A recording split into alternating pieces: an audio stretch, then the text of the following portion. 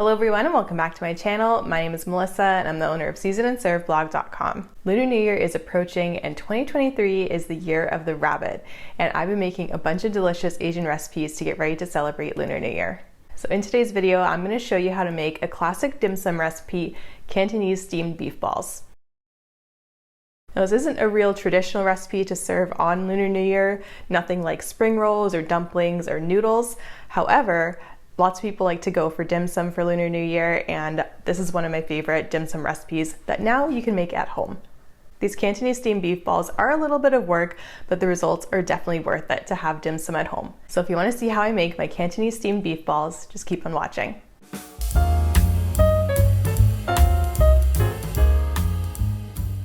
To start off making these beef balls, I've added some ground beef to a stand mixer here, and this is about 500 grams. This is a bit of a shortcut when making these steamed beef balls because traditionally you would have a whole piece of beef such as a shoulder or a blade roast, and you would use two knives to chop everything up really finely.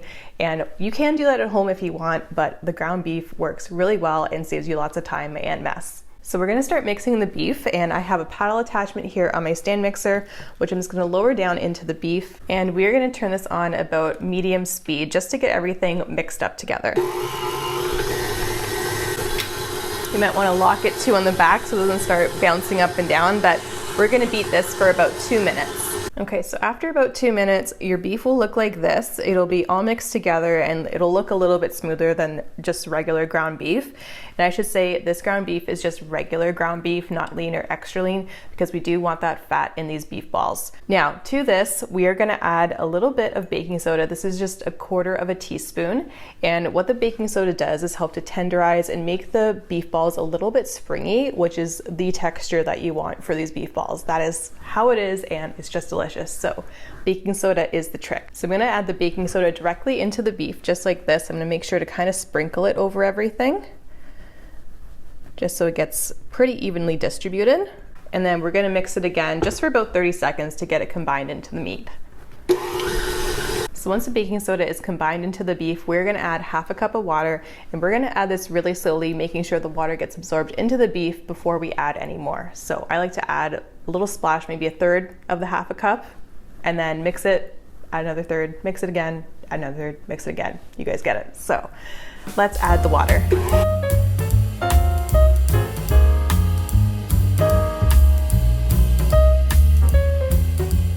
Here's the last little bit of water in. And I added cold water here, and that is very important with the recipe to get the right texture. So make sure this is all cold water. Okay, once the water's all been added and the mixture is looking a little bit pasty, we're gonna turn it off. And because I added cold water, you will notice that a lot of the fat has solidified around the edges of the bowl. So all I'm gonna do is just take a spatula and scrape all that down and mix it through again. You don't want to lose any of the fat in this recipe because the fat makes these super juicy and delicious. You can see just with a couple scrapes, this is all the fat that was on the side of the bowl that you want in the meatballs. This is a whole new kind of ASMR. Beef paste. Beef paste. Okay, and we're just gonna mix it through for another 15 seconds just to get all that fat combined. Okay, so once all the fat's all mixed through again, we are just gonna scrape down the paddle here.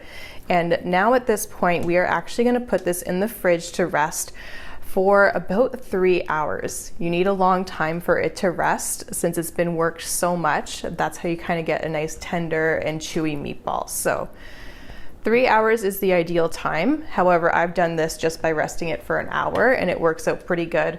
But 3 hours is the magical number, the magical amount of time that yields the best steamed meatballs.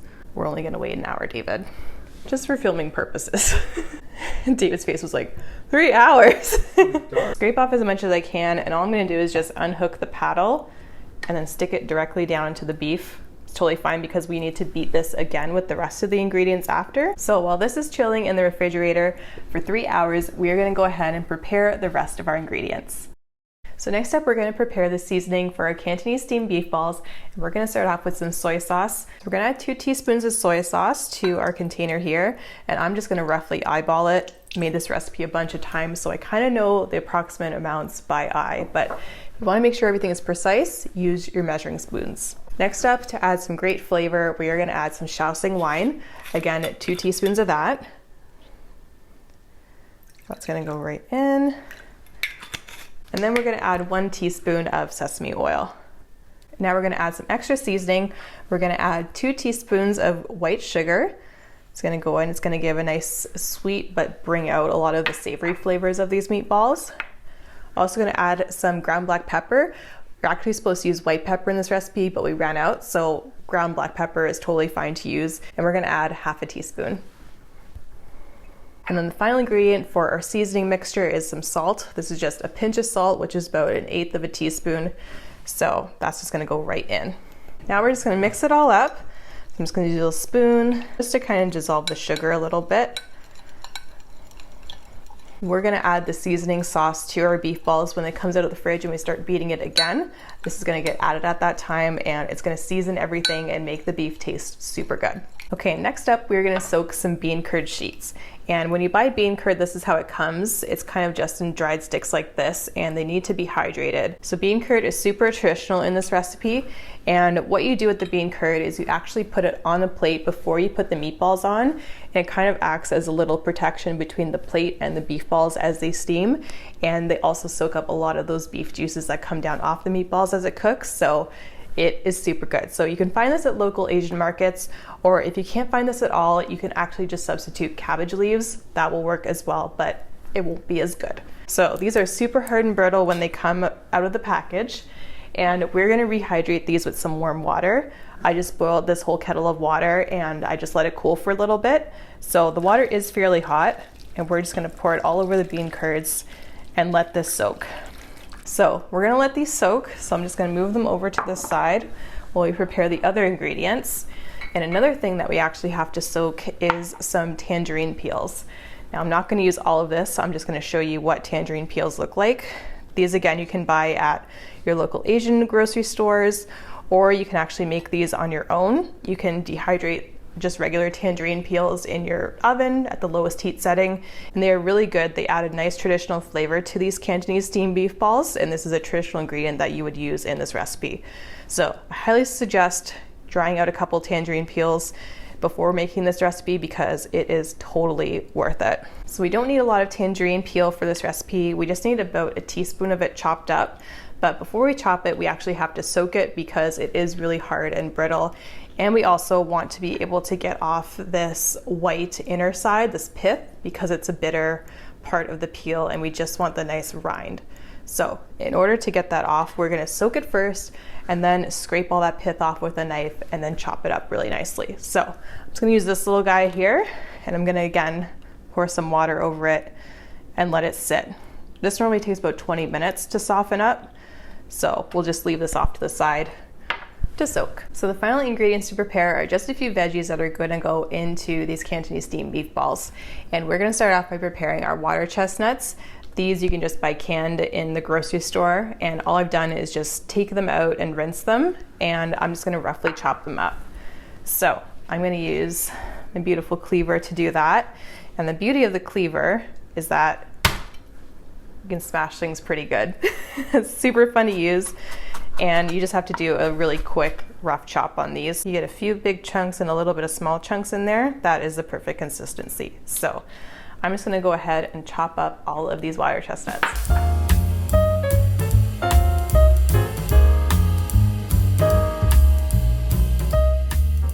Once these are all chopped up, I'm just gonna add them back to the bowl here.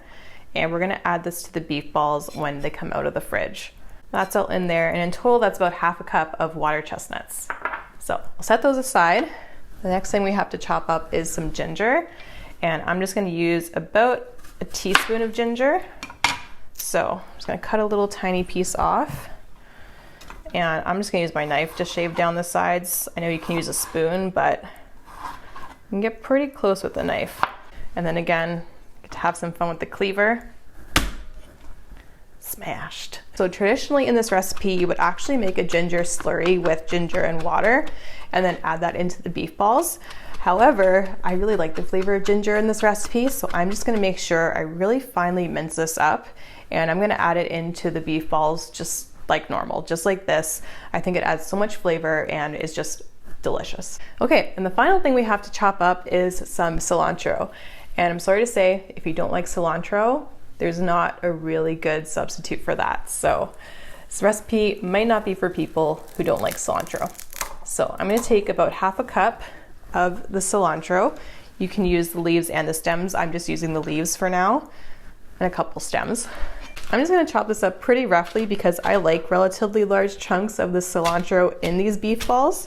So we're just gonna give these a quick little chop. Once the cilantro is chopped up, you're basically done preparing the ingredients. The only other thing that you need to prepare is some cornstarch and some water. So I have a tablespoon of cornstarch here with 1/3 cup of water. So you don't wanna mix these two together right now. We're gonna wait till the very last minute to mix them together and then add them to the beef balls. And the cornstarch is gonna give it the perfect texture that we're looking for. Instead of doing this cornstarch, you would traditionally add some water chestnut flour. However, that is relatively hard to come by where I live, so cornstarch is a great substitute. Okay, so after 3 hours, the beef will come out nice and relaxed and ready to go. It's like it went to like a spa or something. But yeah, we have the beef back on the stand mixer here with the paddle attached, and we're about to start adding our ingredients and rebeating this again. But the only other thing we have left to do is to remove the white pith of our soaked tangerine peel. So I'm going to use a paring knife for this, and all I'm going to do is use the back of it just to kind of scrape off that white. You see all this white stuff coming off? We don't want that. So I'm just going to put that back in the water. We're going to try and take off as much of this white pith as possible. So just scrape it off with the back of your knife. So we need about a teaspoon. This is a little bit too much, so I'm just going to chop off a little piece of this. I'm going to set that aside. You don't want too much because there are lots of oils in this and it's a lot of tangerine flavors, so we're just going to use the correct amount. So I'm just going to chop this up with the cleaver, get it into really nice fine pieces. Now we have everything prepared, so we're going to start adding our seasonings and our vegetables to our beef mixture. So we're going to start off by adding our soy sauce mixture that we made earlier with our soy sauce and Shaoxing wine and other great ingredients. So I'm going to turn this on about medium speed, and I'm slowly going to add this into the beef mixture. All right, and once the soy sauce mixture is in there, I'm going to scrape down the sides of the bowl. So the only drawback with doing this all in a stand mixer is you're always scraping down the sides of a bowl, but this definitely beats doing this by hand. Oh my gosh. So after I scrape down the sides of the bowl, we are going to put this over medium speed and beat this for 5 whole minutes. And it seems like a long time, but that's how you get a nice chewy, springy texture. All right, so after 5 minutes, the beef is all nice and mixed together. You can see it's kind of gone up the sides of the bowl, but what you want to really look for is that the beef is kind of stretching and all the fibers are kind of going around together. It's kind of a weird thing to kind of explain, but you'll kind of know it when you see it. But yeah, we are basically there with the beef ball mixture. Now all we have to do is add the vegetable ingredients. So I'm gonna add in the tangerine peel. That's just gonna go right in. Smells so good already too, by the way. Also going to add in the water chestnuts and the ginger we chopped up earlier. So that's all going to get in there. And we're also going to put in the cilantro. And we're just going to beat this just for a couple minutes until everything is combined. And actually, before we start mixing all the vegetables through, we are going to combine the cornstarch and the water to make a nice cornstarch slurry. And as this beats, we will slowly add this in, making sure that's absorbed before we add anything else. So now we're going to mix all the vegetables in, and as they mix, we're going to add the cornstarch slurry.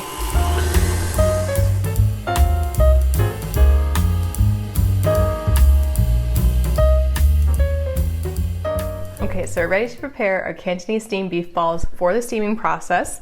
And you'll see once all the beef mixture is mixed together, it will kind of hold its shape when you push it around the bowl. So you see as it's not falling back on itself too much, that's how you know it's good. If it is falling back on itself, put it in the fridge for about 15 or 20 minutes, and that'll kind of help solidify it again so they're easier to scoop. So I have 2 plates here because I have 2 trays on my bamboo steamer back there, so I'm able to cook 2 dishes at a time.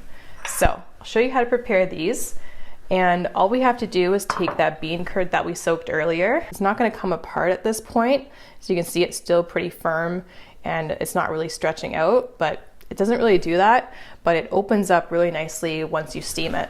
So I'm going to take a couple pieces of the bean curd. I'm just going to lay it on the base of each plate, and basically the meatballs are going to go on top of this. So I think that should do it. Just a nice layer so the beef balls can rest on the bean curd. Okay, so now we have our plates prepared and we are ready to scoop our meatballs. And you can use a spoon to do this, but I like to use an ice cream scoop because it comes out and makes the balls really nice and round. Just grabbing balls here, it's really weird. So we're just gonna take our little scoop here and we're just gonna put it into the meat mixture. And I pass it through a couple times just to really make sure that the scoop is totally filled. And then I scrape it off the sides of the bowl here. All we do is flip it over, scoop it out. You have a beef ball. So I like to do 3 beef balls per plate, just so that they have enough room to steam properly and all that fun stuff.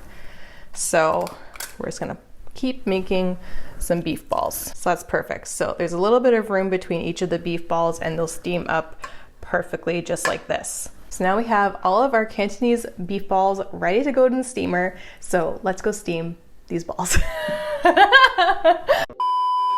So we have all our beef meatballs all formed and now we're gonna put them in the steamer. All right, so we're over at the stove and I have a bamboo steamer set up. I actually combined 2 of my bamboo steamers, so I have 2 levels. And I have some water in the bottom of the pan here. And as you can see, it's just starting to bubble and steam, so that is perfect. So we're gonna add 1 dish to each layer. So that's gonna go right in there.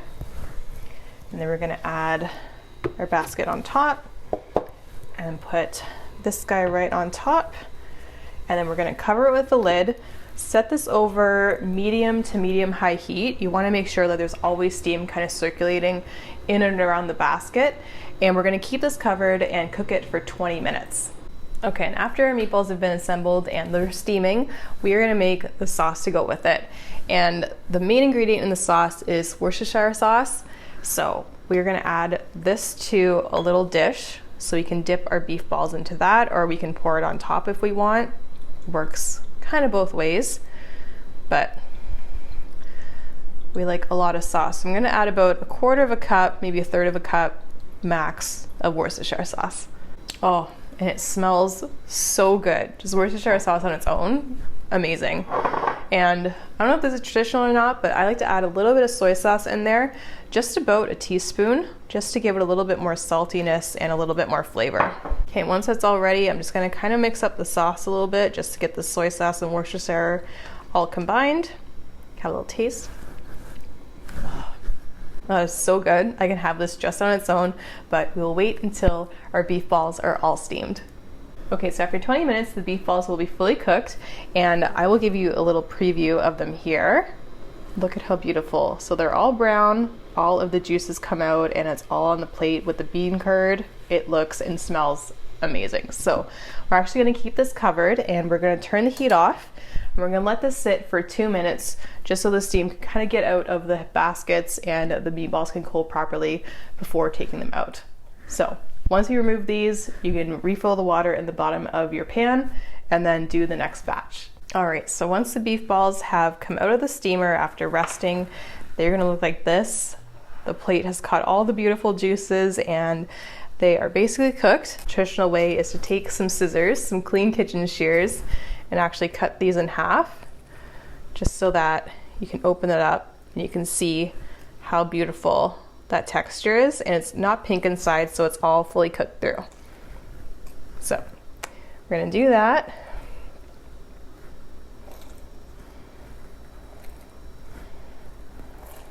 Look at how beautiful that texture is. You can see how juicy they are. Oh my gosh. So I'm gonna dip it in the sauce and then put it in my mouth.